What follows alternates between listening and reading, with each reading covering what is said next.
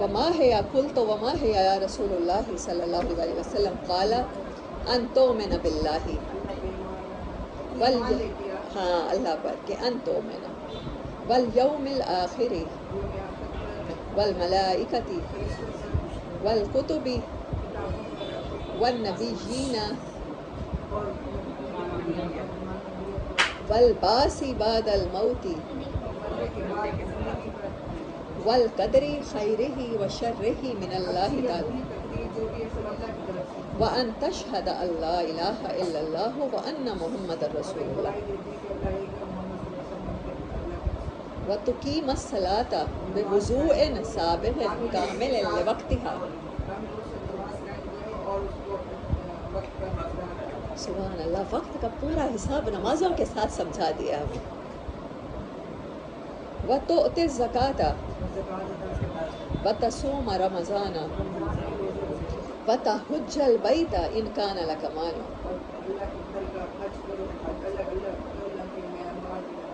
وتصلی اثنتی عشرۃ رکعۃ فی کل یوم ولیلۃ.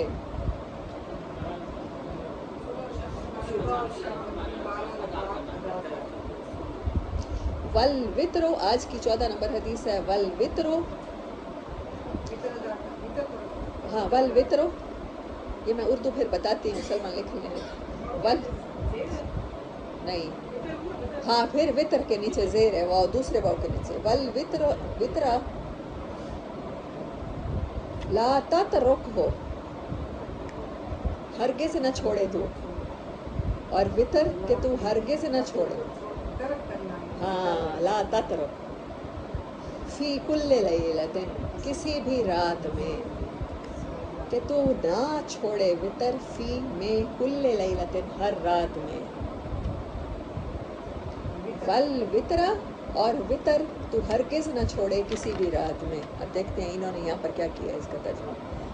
وطر کسی رات میں نہ چھوڑے. چلیں اس کا شکر ہے کچھ ٹھیک کیا ہے.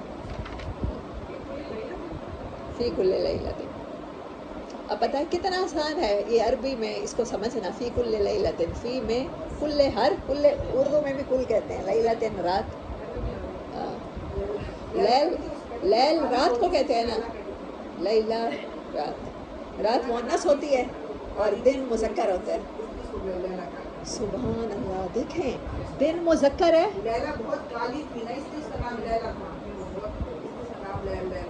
مجنوں کا اپنا نام بھی قیس تھا نا، وہ تو اس کے جنون میں، عشق کے جنون میں مجنوں کہلایا. اچھا دیکھیں، دن مذکر ہے یوم، اور لیلہ رات مؤنث ہے. اور اللہ نے کہا ہم نے ہر چیز کو جوڑے کی شکل میں پیدا. اس کا مطلب ہے دن اور رات ایک دوسرے کا جوڑا کمپلیٹ کرتے ہیں. سبحان اللہ.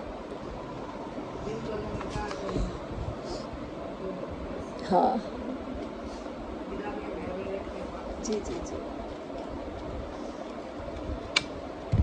اچھا اب نبی صلی اللہ علیہ وسلم کے اخلاق والے چیپٹر کی طرف چلتے ہیں. پچھلی بار کیا پڑھا تھا آپ کا؟ افائے عہد. افائے عہد، اچھا افائے عہد کے بارے میں نے ابھی پڑھا. میں بک ریڈ کر رہی ہوں حضرت خالد بن ولید رضی اللہ تعالیٰ عنہ. اچھا ایک ہی لڑائی میں، دمشق کی لڑائی میں نا، دمشق سے پہلے لڑائی ہوئی ہے تو اس میں نا تقریباً 1,00,000 رومی لشکر آئے. ہرقل اعظم، ہرکلیس، تو اس نے بھیجا ہے 1,00,000 کا لشکر دے کر. مسلمانوں نے اس میں فتح پائی ہے. تقریباً 50-60 ہزار قتل ہوئے. اس کے فوراً بعد حضرت عبیدہ بن جراح کو امامت سے ہٹا کے حضرت ابوبکر نے روانہ کیا تھا یہ لشکر. حضرت عمر ابھی خلیفہ نہیں بنے تھے. پھر حضرت خالد بن ولید کو امیر لشکر بنایا. اچھا امیر لشکر بنایا اور دمشق شہر کا محاصرہ کیا. اس سے پہلے بصرہ فتح ہوا. یہ شام کے بڑے مین شہر ہیں. دمشق، دماسکس ابھی بھی کیپٹل ہے نا شام کا. اچھا پھر نا وہاں پر جب لشکر نے وہ کر لیا نا تو وہ پہلے 2 دن انہوں نے لڑائی کی ہے. حالانکہ شہر والوں نے دیکھا نا پہلے 1,00,000 کا لشکر ہارا ہے مسلمانوں سے، تو انہوں نے کہا کہ ہم مر جائیں، اس سے بہتر ہے صلح کر لیں. تو ان کے پادریوں نے بھی کہا ہم نے اپنی کتابوں میں پڑھا ہے کہ آئیں گے، ایسے ایسے ہوں گے، وہ کریں گے. لیکن وہ بندہ نہیں مانا. مجھے ابھی اس کا نام ایگزیکٹ ابھی بھول گیا. جو امیر تھا شہر کا، ہرقل اعظم کی بیٹی اس کی وہ بیوی تھی، داماد تھا وہ. اسی لیے تو دمشق جیسا شہر اس کے حوالے کیا ہوا تھا. اچھا اس نے نا کہا ہے کہ نا میں لڑوں گا اپنے شہریوں کو, اس نے اس بات پر آمادہ کر لیا. اس نے کہا ہارتا دیکھوں گا تو صلح کر لوں گا, تم لوگوں کو مرنے نہیں دوں گا نا. اس بات پہ انہوں نے کہا ٹھیک ہے لڑا ہے. اس کو شکست ہوئی ہے, اس نے شب خون بھی مارے ہیں رات کو, مطلب لشکر سوئے پڑے پر. اچھا اب خالد بن ولید کو بڑا کلک تھا. اب اس کو یہ ان کو پتہ چلا ہے حضرت عبیدہ بن جراح نا تھوڑے لینیٹ ہیں, وہ جلدی صلح کر لیتے ہیں, اور حضرت خالد بن ولید بڑے جوشیلے ہیں, وہ لڑنا پسند کرتے ہیں. ان لوگوں نے اپروچ کیا ہے حضرت عبیدہ بن جراح کو, اور حضرت عبیدہ بن جراح سے معافی تلافی صلح نامہ لکھوا لیا ہے اور ان سے صلح کی شرائط طے کر لی ہیں. اب جب وہ واپس جا رہے تھے حضرت خالد بن ولید نے کہا ایک رات پہلے یہ ہم پر شب خون مار کے گئے ہیں, آج بھی شاید یہ اسی نیت سے آئے ہیں. وہ 100 سواروں کو لے کر جیسے رات کا پیٹرولنگ پر تھے, انہوں نے ان کے اوپر حملہ کیا. حضرت ابو عبیدہ ان کے ساتھ تھے جن کے ساتھ ابھی معاہدہ کیا تھا, وہاں گئے اور کہا ہے کہ نہیں ان کو چھوڑو, میں ان سے معاہدہ کر چکا ہوں. انہوں نے کہا امیر لشکر تو میں ہوں. خالد بن ولید نے کہا آپ کیسے معاہدہ کر سکتے ہو؟ انہوں نے کہا میں سوچ بھی نہیں سکتا تھا, تم ایک طرف تو مجھے امین الامت کہتے ہو, اور دوسری طرف میں نہیں سوچ سکتا تھا کہ اگر میں نے امان دے دی ہے اور میں نے ان کو وہ معاہدہ کر دیا ہے تو پھر میں یہ نہیں کروں گا معاہدے کے خلاف سے, تمہیں رکنا ہوگا. تو خالد بن ولید رک گئے. انہوں نے کہا لیکن جس بندے نے آگ بھڑکائی ہے جنگ کی, میں اسے تو مانوں گا, وہ سردار وہ جو تھا شہر کا, وہ بادشاہ کا داماد. انہوں نے کہا میں نے اس کو بھی امان دیا, تم اس کو بھی نہیں مارو گے. اللہ اکبر. انہوں نے آگے سے کہا کہ مسلمان بدعہدی کر ہی نہیں سکتا, وعدہ خلافی کر ہی نہیں سکتا. وہ کہنے لگ گئے ہیں کہ دیکھیں اب خالد بن ولید ہمیں مار دیں گے, ہمیں امان نہیں دیں گے. آپ نے کہا جب میں نے کہہ دیا تو وہ امان دیں گے. حضرت خالد بن ولید نے کہا امین الامت اگر آپ وعدہ نہ کر چکے ہوتے نا, امان نہ دے چکے ہوتے, تو میں ان کو ضرور مارتا. لیکن مسلمانوں کی بھی تو شہادتیں ہوئی ہیں نا. تو پھر انہوں نے کیا کیا ہے, 3 دن کا ٹائم دیا ہے. اس نے خود 3 دن مانگے, اسے لگا کہ وہ 3 دن میں دوسرے شہر پہنچ جائے گا. اس نے کہا 3 دن تک مجھے مسلمان نہیں ماریں گے, میں اپنا, اس نے مال اسباب جتنا بھی تھا لاکھوں کا جو بادشاہ نے جہیز دیا ہوا ہوگا وہ سارا اس نے لادا اور وہ چلا گیا. اور 3 دن میں خالد بن ولید رضی اللہ تعالیٰ نے کچھ نہیں کہا. چوتھے دن تک وہ اس شہر نہیں پہنچا تھا, وہاں جا کے اسے مارا. یہ دمشق کے فتح ہونے کی سٹوری میں نے آج ہی پڑھی ہے ہسٹری میں ان پر بک پڑھ رہی ہوں. عہد کسی بھی حالت میں کافروں سے بھی کیا ہے, بدترین دشمنوں سے بھی کیا ہے, حالات جنگ میں بھی کیا ہے, so they can follow it. اور کہتے ہیں جی حماس نے راکٹ فائر کیے, اور حماس نے ہاسپٹل پہ بمباری کی. حماس نے اب تک 23 سالوں میں 2000 سے لے کر 2023 تک جتنے حملے کیے ہیں نا, کل راکٹ بنتے ہیں, راکٹ لانچر اور مارٹر شیل جتنے مارے ہیں نا 36,000 بنتے ہیں. وہ فگرز بتا رہی تھی, مغرب صاف ہی تھی کوئی ویسٹرن, کہتی ہے 36,000 بنتے ہیں. اور حماس جو راکٹ بناتا ہے نا وہ نائٹروجن یا یوریا یہ جو ہوتی ہے کھاد ہوتی ہے, اور پوٹاشیم نائٹریٹ ان سے اور چینی سے ملا کے بناتا ہے. وہ کہہ رہی تھی میں یہ نہیں کہتی کہ یہ ڈیمیج کاز نہیں کرتے, بٹ مطلب وہ ہیومن انوائرمنٹ کے لیے یا اس کے لیے وہ نہیں ہوتے نقصان دہ. اور وہ کہتی ہے آپ یہ بتائیں ان 23 سالوں میں اموات کتنی ہوئی ہوں گی؟ 36,000 راکٹ حملوں میں کتنی اموات ہوئی ہوں گی؟ کہتی ہے آپ گیس کریں, یہیں پر پوز کر کے تھوڑی دیر سوچیں. کہتی ہے کل 69 لوگ مرے ہیں, جن میں سے 40 سویلین یہودی تھے جس میں فلسطینی بھی تھے, باقی ملٹری کے لوگ مرے ہیں, فوجی مرے ہیں ان کے, باقی 2 بکریاں مری ہیں, کچھ گائے مری ہیں, 4 بچے مرے ہیں جن میں سے 2 صہیونی تھے اور 2 بچے فلسطینی ہی تھے. 23 سالوں میں صرف 69 انسان مرے ہیں ان راکٹ حملوں میں, 36,000 راکٹ حملوں میں. ڈیمیج اس نے کہا ذرا ریشو کا اندازہ کریں, 0.00007.3% پر ایئر بنتا ہے جو حماس کے حملوں میں یہودی مرے ہیں. اور جو انہوں نے کیے ہیں, جو انہوں نے کہا ہے کہ الزام لگایا ہے کہ پہلا راکٹ حملہ حماس نے کیا ہے اور وہ اس پہ کیا ہے, ان کے پاس خطے کی نہیں, ریجن کی نہیں, دنیا کی بہترین آرمی ہے. ان کے پاس 360 F-16 ہے. ان کے پاس جو کلسٹر اور فاسفورس بامز ہیں وہ جتنی تباہی کرتے ہیں وہ US میڈ ہیں. پہلے انہوں نے الجزیرہ ٹی وی پر وہ فوٹیج چلائی ہے کہ حماس نے راکٹ لانچر کا حملہ کیا ہاسپٹل پہ, اس لیے جواز ہے. انہوں نے کہا ان 23 سالوں میں جتنی دفعہ یہ 69 لوگ جو مرے ہیں، جو غزہ نے اپنا ڈیفینڈ کیا ہے، جو ہر سال یہ اس پہ کرتے ہیں اپنے انڈیپینڈنس ڈے پر حملے، یہ اس ڈیفینڈ میں جو فوجی مرے ہیں یہ وہ بھی ان میں شامل ہیں، وہ 69 لوگوں میں 23 سالوں میں، ہاں 23 سالوں میں 36,000 راکٹ حملوں میں یہ نقصان ہوا ہے. اور یہ انہوں نے اپنا ہاسپٹل اڑایا، پھر اس کے بعد وہ ٹویٹ غائب کر دی ہے. وہ US میڈ راکٹ تھا جس نے پورا ہاسپٹل تباہ کیا ہے، 500 لوگ مرے ہیں. اس نے کہا وہ تو 69 لوگوں کا تو بدلہ تو انہوں نے ایک ہی حملے میں لے لیا تھا، باقی انسانوں کو کیوں سلاٹر کر رہے ہیں. اور جو بائیڈن کہتا ہے کہ ہم ان کی ہیلپ کریں گے اور پوری دنیا خاموش تماشائی بن کے دیکھ رہی ہے، مطلب آپ انسانوں کے ذبح ہونے میں اپنا پورا کردار ادا کر رہے ہیں اور آپ جھوٹ بول رہے ہیں. وہ کہہ رہی تھی کہ آج تک جتنی بھی جنگیں اسرائیل نے یا اس نے لڑی ہیں، یہ تو صرف F-16 اور اس کے پاس جو ایئر ڈیفنس اس کا اتنا مضبوط ہے کہ دنیا کے بہترین 160 کلومیٹر تک وہ رینج کرنے والے میزائل ہیں اس کے پاس، جو اتنا پرسنٹ ڈیمیج کاز کرتے ہیں. کتنے بچے ہیں، کتنے خاندان ہیں جو انہوں نے ذبح کر ڈالے ہیں، کس جھوٹ کی بنیاد پر؟ انفارمیشن جو جھوٹی یہ پھیلاتے ہیں تو اس پر اب دنیا کو مزید بیوقوف نہیں بنا سکتے. تو غیر مسلم کا عہد دیکھیں اور مسلمان کا عہد دیکھیں. مسلمان کا دنیا کو نقصان پہنچانا دیکھیں اور غیر مسلم کا دیکھیں. مومن ہے تو بیٹے بھی لڑتا ہے سپاہی. یہ ایفائے عہد جو صحابہ کے اندر تھا وہ آج تک مومنین میں ہے. اگر مومن ہوگا تو وعدے کی پابندی نہیں کرے گا. واقعہ بتانے کا مطلب یہ تھا، آج 1445 ایئر ہے نا جس میں ابھی ہم جی رہے ہیں، 1445 سال ہو گئے نبی صلی اللہ علیہ وسلم کو اس دنیا سے پردہ فرمائے، لیکن مومن ہے تو آج بھی وہ یہ کرے گا. وہ بچوں کو، عورتوں کو نقصان نہیں پہنچائے گا، وہ اس تو پہ ہاتھ نہیں ڈالے گا، وہ ہاسپٹلز پہ بمباری نہیں کرے گا. حماس نے راکٹ نہیں فائر کیے، وہ US میڈ، اس نے تو اس کا نام بھی بتایا میں بھول گئی ہوں، جن چیزوں سے وہ بم بنا ہوا تھا جس کی وجہ سے اموات ہوئی ہیں. اب تو ان کے پاس جو پیرامیڈیکل، اس نے کہا ہے کہ ابھی کچھ دن پہلے انہوں نے 20 مارے ہیں، 14 اکتوبر کو مارے ہیں 20 پیرامیڈکس. اب تو ہاسپٹلز میں کچھ ہے ہی نہیں، زخمیوں کا علاج کہاں سے کریں. ہاسپٹل جو انہوں نے 2 بیماری کر کے ختم کر دی ہیں، اس کے علاوہ ڈاکٹرز ہی ختم اور ادویات ہی ختم، ہر چیز.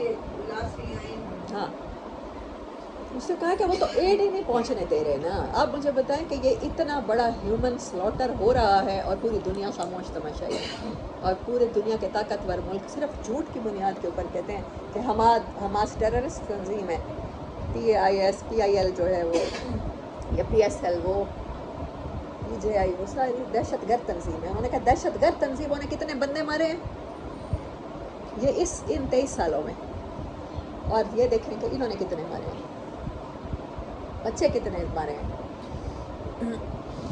شجاعت. حضرت انس رضی اللہ تعالیٰ عنہ فرماتے ہیں کہ رسول اللہ صلی اللہ علیہ وسلم نے ارشاد فرمایا، مجھ کو اور لوگوں پر 4 چیزوں میں فضیلت دی گئی ہے: سخاوت، شجاعت، قوت مردی اور مقابل پر غلبہ. اور آپ نبوت سے قبل بھی اور بعد یعنی زمانہ نبوت میں بھی صاحب وجاہت تھے. غزوہ حنین کے موقع پر کفار کے تیروں کی بچھاڑ سے صحابہ کرام میں ایک قسم کا ہیجان، پریشانی اور تنزل اور ڈگمگاہٹ پیدا ہو گئی تھی، مگر رسول اللہ صلی اللہ علیہ وسلم نے اپنی جگہ سے جنبش تک نہ فرمائی. حالانکہ گھوڑے پر سوار تھے اور ابو سفیان بن حارث آپ کے گھوڑے کی لگام پکڑے کھڑے تھے. کفار چاہتے تھے کہ حضور پر حملہ کر دیں، چنانچہ آپ صلی اللہ علیہ وسلم گھوڑے سے اترے اور اللہ تعالیٰ سے مدد مانگی اور زمین سے ایک مشت خاک لے کر دشمنوں کی طرف پھینکی تو کوئی کافر ایسا نہ تھا جس کی آنکھ اس خاک سے نہ بھر گئی ہو. حضور صلی اللہ علیہ وسلم نے اس وقت یہ شعر پڑھے: انا النبی لا کذب انا ابن عبد المطلب، میں نبی ہوں، اس میں جھوٹ نہیں، میں عبد المطلب کی اولاد ہوں. اس روز آپ سے زیادہ شجاع، بہادر اور دلیر کوئی نہ دیکھا گیا.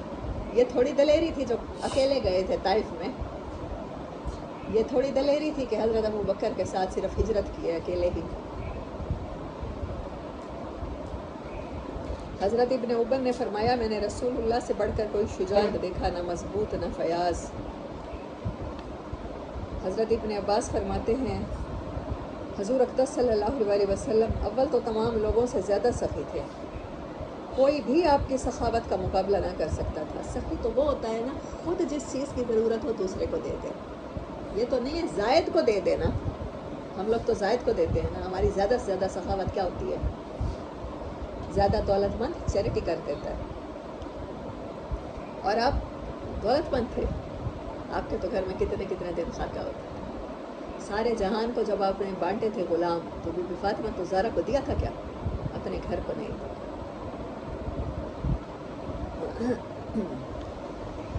خود فقیرانہ زندگی بسر کرتے تھے اور عطاؤں میں بادشاہوں کو شرمندہ کرتے تھے. ایک دفعہ نہایت سخت احتیاج کی حالت میں ایک عورت نے چادر پیش کی اور سخت ضرورت کی حالت میں آپ نے پہنی.